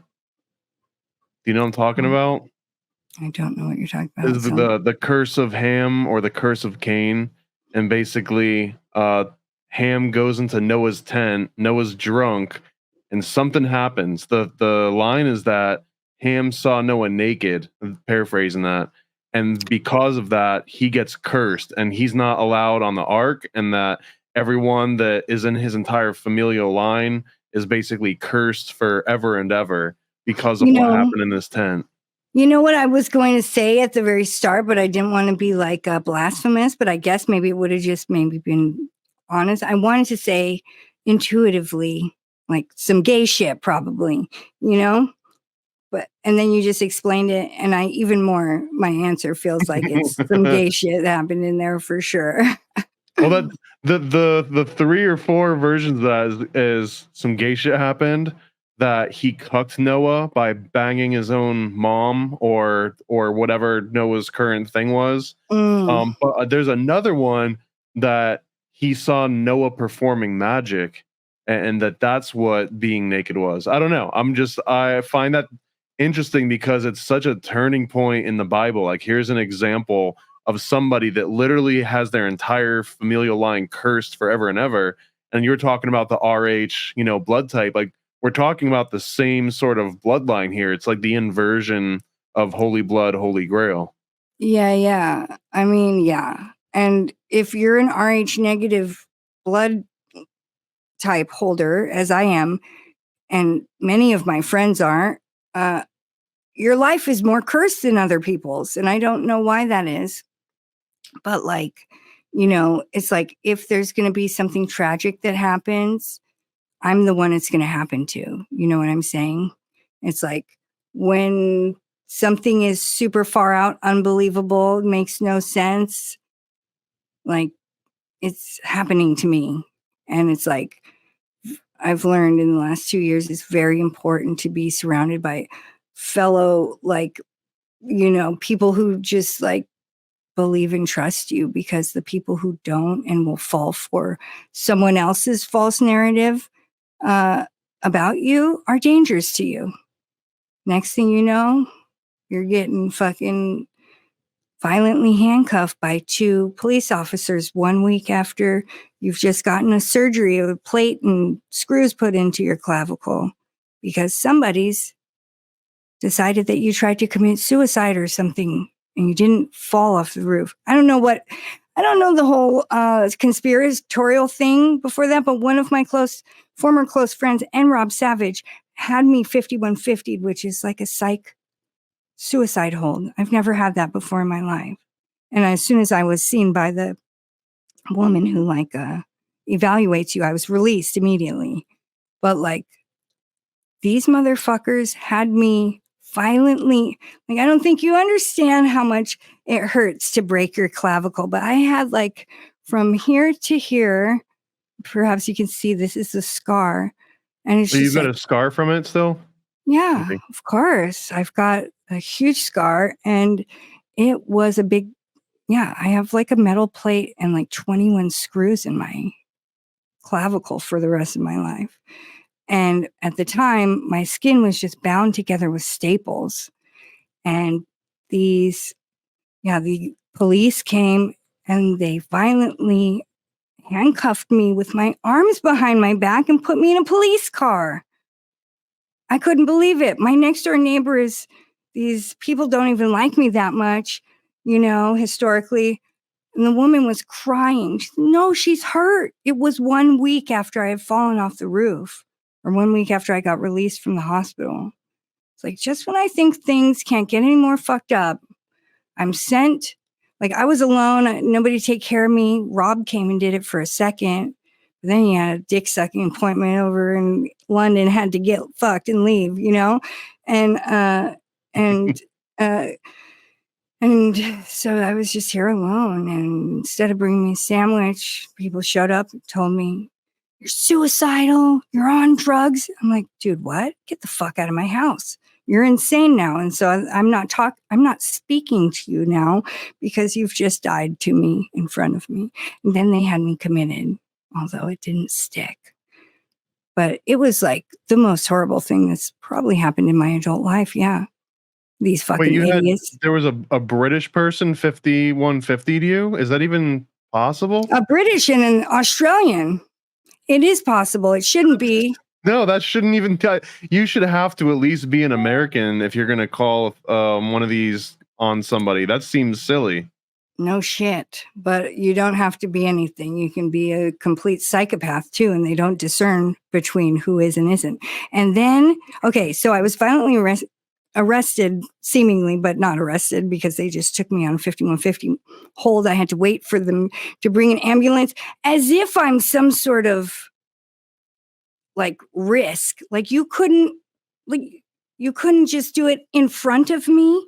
And then I'm also in a see-through nightie, and eventually after like forever goes by and sitting out on my street in front of all my neighbors. I'm like a community member here. Like I'm a real person.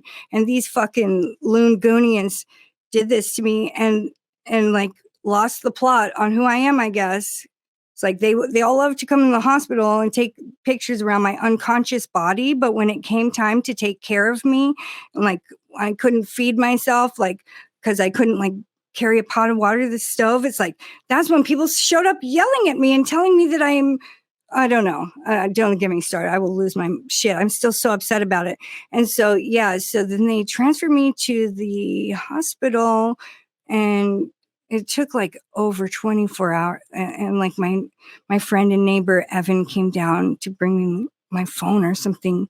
And I was just like sitting there crying. And he's like, "Annie, I'm so sorry this is happening to you. Like, this is insane." And I was like, I know. And that's the kind of shit, RH negative blood curse shit. You know, that wouldn't happen to anybody I know. Just me. Have you ever seen an alien? Yeah, I saw an alien. You know, I had a baby once and he sadly died at 17 days old. Actually, they took me to the same hospital for that 5150 that they took me to when my son died, which was on the anniversary of my son dying, ironically, that they did that. But yeah, so the day I went into labor, me and 3 other people standing in my backyard in the middle of the day all saw a UFO together. I have it on film, and on the, in a couple months on the anniversary of that, I'll be able to see that video on my time hop. It's somehow lost deep within the recesses of my phone, you know, stuff, but it shows up on my time hop app, and I always mean to save it and I fuck up and I don't. Was that the only time? Mm-hmm. Yeah. I feel like I wouldn't notice one, to be honest, because like I don't notice the earthquakes that happen ever. Everyone like will text me, like, "You feel that earthquake?" Only time I noticed one I was on the phone with my friend Chris, and I was driving. I was at a stop sign, and he goes, "Earthquake," and I was like, "Okay, I felt it." But I'm like, I don't know. I'm operating on some different plane or something, and it makes it hard to tell what's going on for me in the 3D world. I never know. Do you lucid dream? No, I don't dream at all, almost. And then when I do dream, it's not lucid. It's not, I'm not a big dreamer, you know? I don't think. I feel like I'm. Or you just don't remember it? Or I just don't remember it. Or I'm a dream warrior. Actually, the guy from Nightmare on Elm Street, Dream Warriors, lives right down the street here from me. Yeah. Is he a liberal? Absolutely not. No, he's a Christian and he's just like me. Really? Are you in like a community of Christians in the middle of freaking LA? Or absolutely not. No, I just have one neighbor who's like that. Okay. Everyone else is normal, or normal, you know? But yeah, you meet the people who are like you eventually. Yeah, I mean, I don't know how the homesteaders or anyone else raising their own livestock that are also liberal, or I can't imagine that. No, they're like thinking that when the shit hits the fan, they're just going to steal. And I know because I've questioned a lot of people. Like, what are you going to do when there's nothing in the grocery store? And they say, I'm going to take your crime. shit. Yeah, commit crime. Come to your house. I'm like, I'm going to shoot you in the face if you come to my house. Oh, but I don't have a gun yet. Wouldn't the 5150 cause a problem for that? Oh, yes, it would. And I used to have a firearm, but Rob Savage threw it in the trash like a British cuck because he thought I was going to. Damn, that is so fucking British. That is the one thing, well, besides the whole other thing, that just like still makes me so angry. Like you threw that in the trash. Because like I said earlier, like people who are like narcs or psychopaths or just liars, you know, and as Rob said to me, I lie for a living, you know, and if you lie, only to the degree to which you're honest with yourself and others can you discern the truth when you hear it out on the outside. And so like Rob had a totally unrealistic read on everything that was happening all around him at all times. Like, and he like was very fearful of a person. I think probably a lot of people who make horror films are very fearful, afraid people maybe.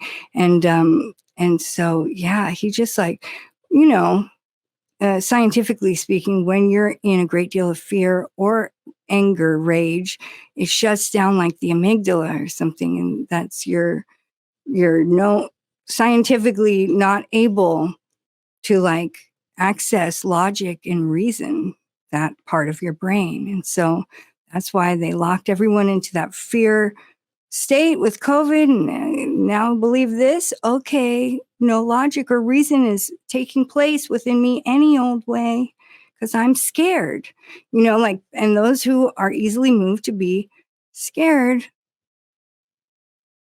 they got the advantage over you. So, yeah. I got on one more question, and then I've got like a quick little segment before we wrap up. But I would love to know your thoughts on AI, specifically because you've got a new song called AI May I. Mm-hmm. Like what are your raw thoughts on AI in whatever form? Apparently I'm the only one who watched The Matrix all the way through, and I don't even know that I did that. It's like I'm watching the world devolve into like, we're living out the prequel to The Matrix. Like ever since COVID hit, even the Instacart stores that you can shop from, number went up. They're making it so it's just easier to stay home, order your food, order your groceries. Like they're going to have us climbing in those gelatinous pods with the VR headsets pretty soon here. I'm anti-AI. I'm anti-using Chat GPT for fun. I'm anti all of this because I also saw Terminator 2 as a kid, you know, like, hello, the Rise of the Machines is going to be after that. It's like these, even the Spike Jonze short film I'm in was a robot uprising predictive programming type thing in which I play a robot, you know. I didn't know that at the time, obviously, but like, I think all those films are predictive programming, and they already have cruising around the neighborhoods out here, these little delivery robots all by themselves. Oh, right. And then there's a robot cop downtown patrolling. Wait, what does the robot cop do? Does he have a taser? I don't think so, but he's filming everyone with his robot cop eyes, you know, and probably scanning faces as this turns into like communist China over here. I wonder if you were to go and like kick him, is that assault on a police officer? It might be. It's probably worse. You'd probably be stuck in federal prison for that or something, or even thinking about it. Thought crime. We're screwed if that's the case. We are screwed. We're screwed even if that's not the case. Let's be honest. We're screwed. Yeah. All right, I've got a quick little segment that I'm going to play, and then I'll explain what happens after this. But just brace yourself a little bit. Hey, conspiracy buffs! I double dare you to take some PCP, the Paranormal Conspiracy Probe. On your marks, get set, and go!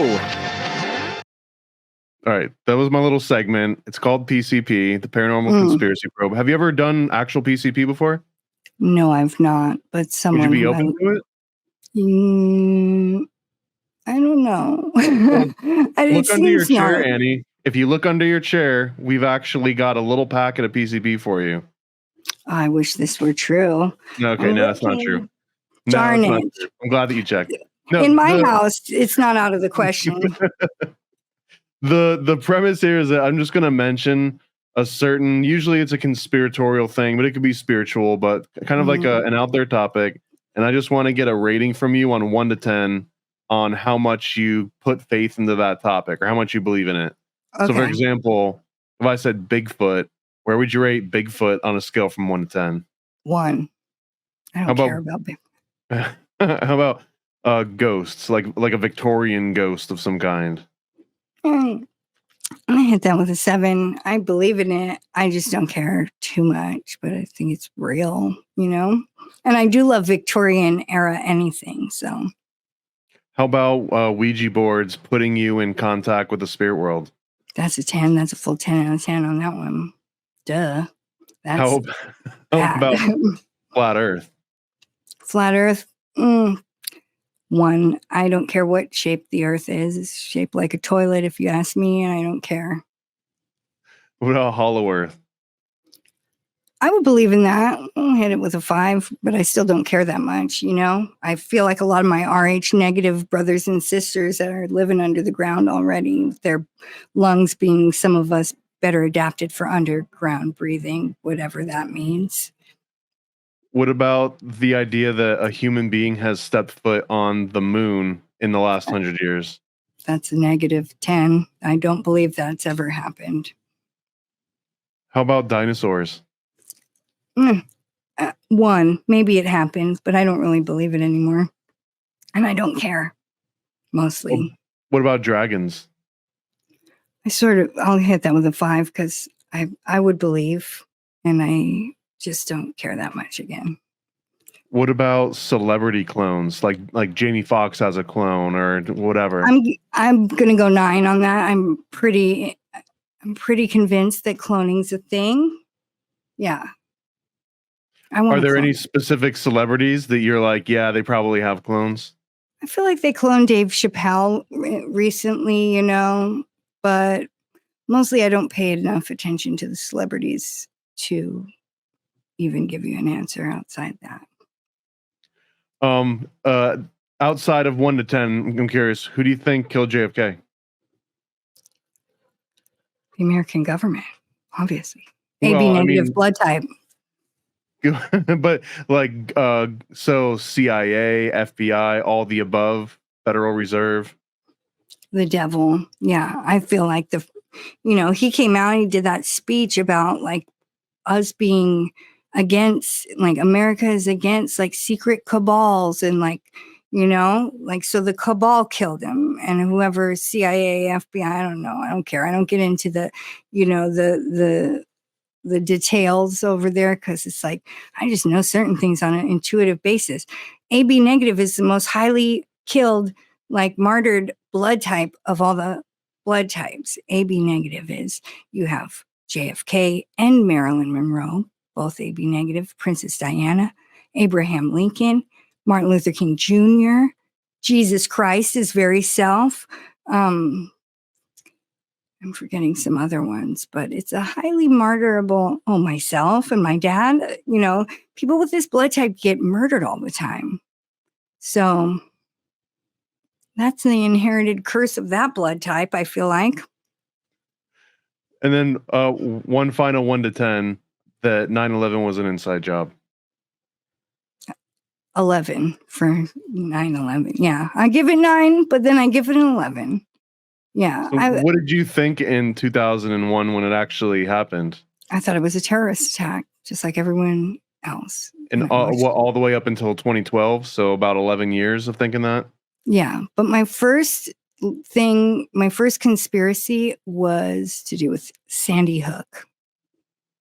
And it's just like when there's that click in your mind where it's like you're looking at the footage through the perspective of like, this isn't real. Like it becomes laughable, a bunch of these crisis actory type situations, you know?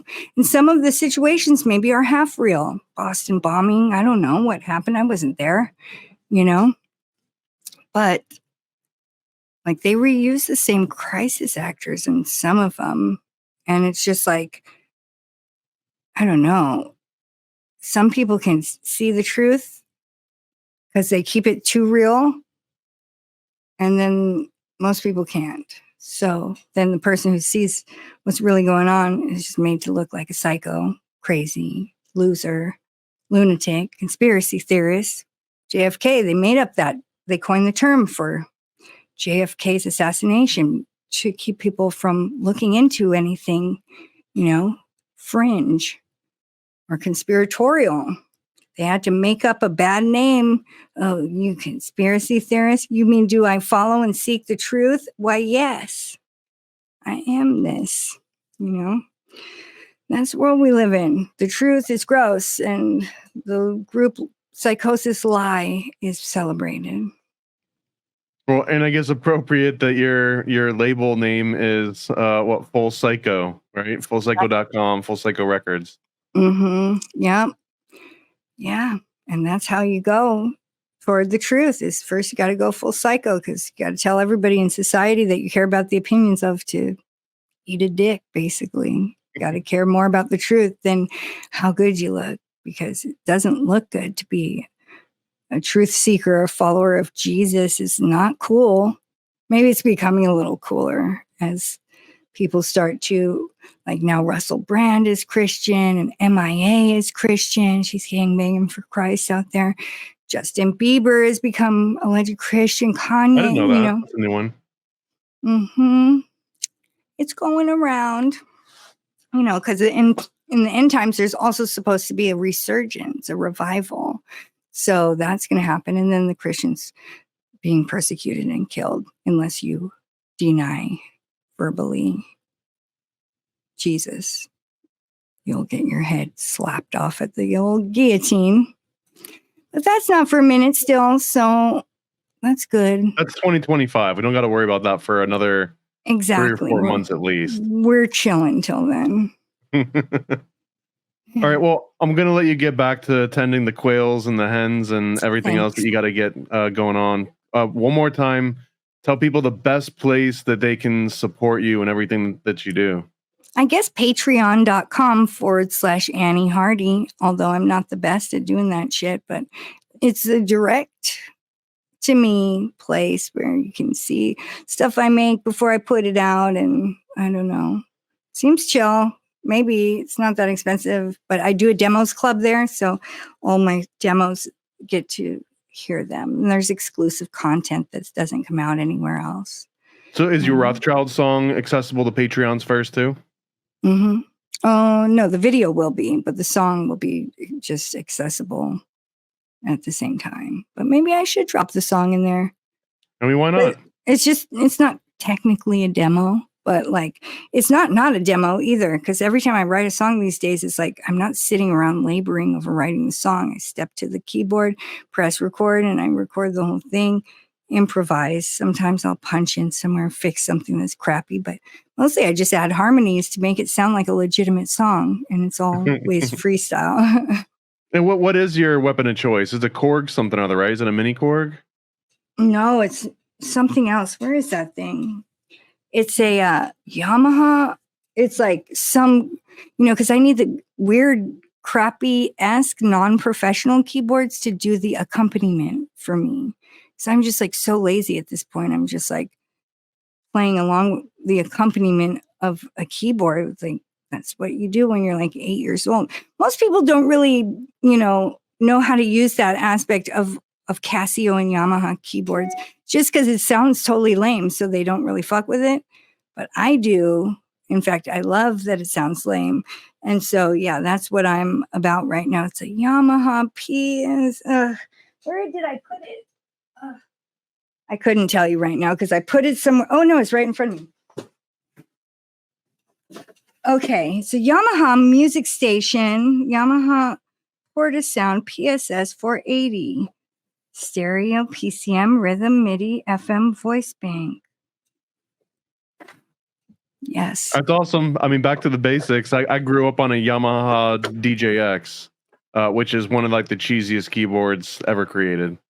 Yeah, I have all of the cheesy keyboards here. I have an extensive, like, nothing good, nothing impressive per se, although I do have the micro Korg, and I do have, yeah, probably just the micro Korg's the only thing. Oh, I have like a Behringer, although it's broken. It's a Behringer's reproduction of the Roland SH09. I don't even like synthesizers, to be honest. I think they sound like robot parts. We were talking a little earlier off this, but you noticed I had an MXR, like a vocoder thing. I think you would have a freaking blast with one of those if you haven't played with one before. I have one on my micro Korg, but I just I'm never like sure. Wait, it's nowhere near it's the different same with the guitar. So. Yeah. Because the micro Korg is kind of like digital, and it's more of like a vocoder where it'll digitize your voice, but the MXR vocoder, it'll actually, like, you're sending audio through a tube, then you use your mouth to shape the acoustics of it, and then it gets re-recorded. It's so much fun. Sounds I think cool. you would have a lot of fun with it. I bet that I would, actually. What does that sound? It's coming from my light, I think. I'm so like retarded and like 3D things. I'm like, what is that? They're like trash. Well, someone turns like a TV on like a block away, and you're like, oh, yeah, gross. I'm like, what's happening? I'm gonna throw up. Yeah. All right, well, Annie, I'm gonna put all your links down below and everything. If people want to check out Dashcam, should I just tell them to pirate it? Yeah, I mean, it's on Hulu, so there's that, you know.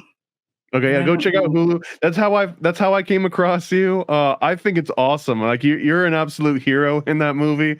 I realize that a lot of people get at it like the caricature version of yourself. I thought it was the coolest character ever. Like it's the Annie Hardy horror movie.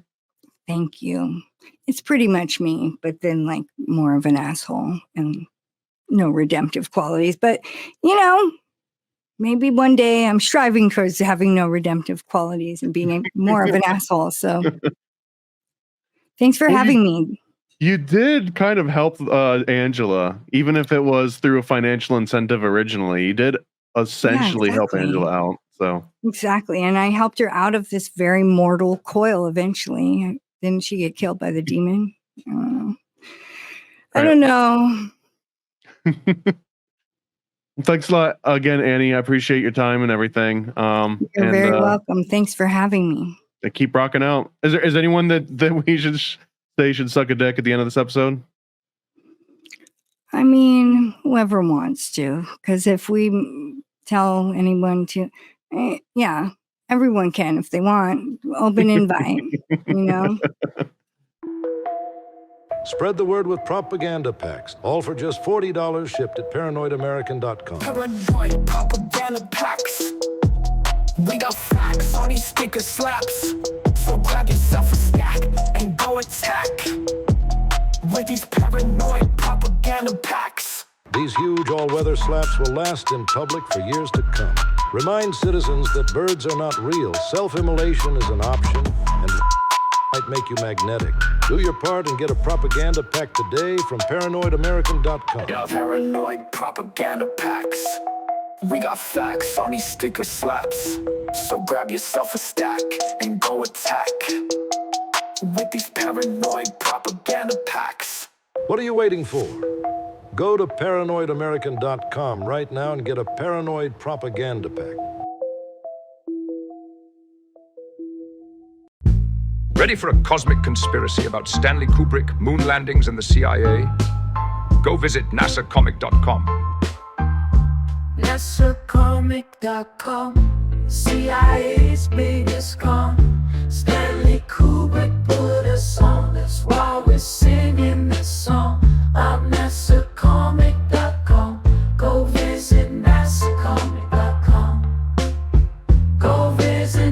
NASAcomic.com.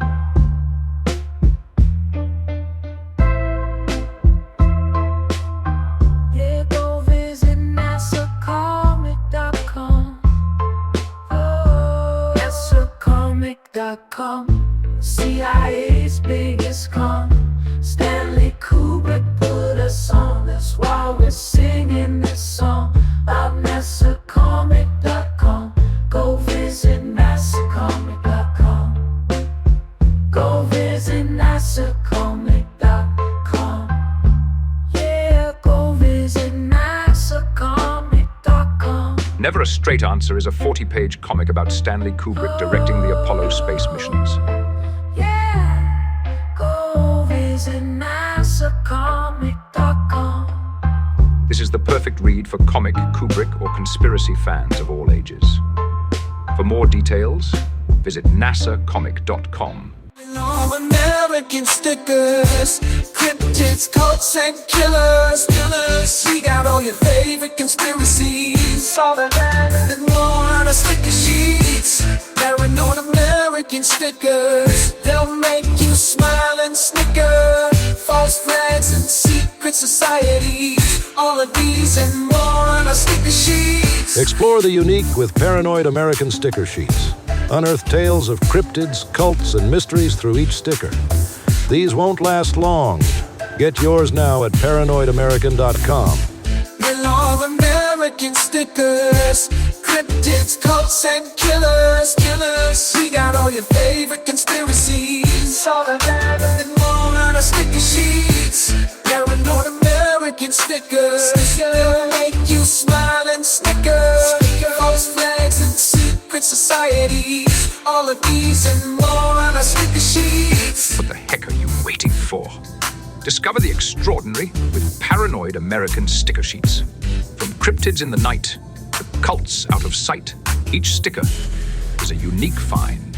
Get yours now at paranoidamerican.com.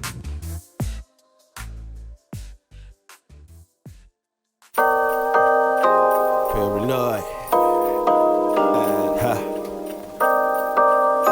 Yo.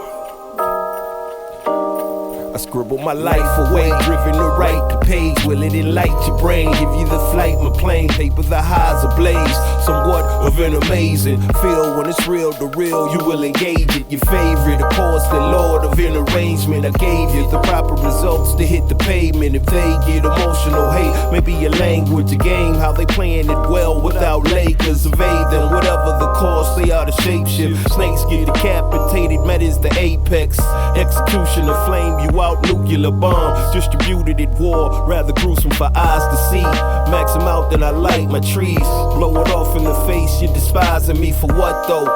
Calculated and rather cutthroat. Paranoid American must be all the blunt smoke for real. Lord, give me a day away, vacate. They wait around to hate whatever they say. Man, it's not in the least bit. We get heavy rotate when the beat hits, so thank us, you're welcome. Fuck the niggas for real, you're welcome. They ain't never had a deal, you're welcome. Man, they lacking appeal, you're welcome. Yet they doing it still, you're welcome.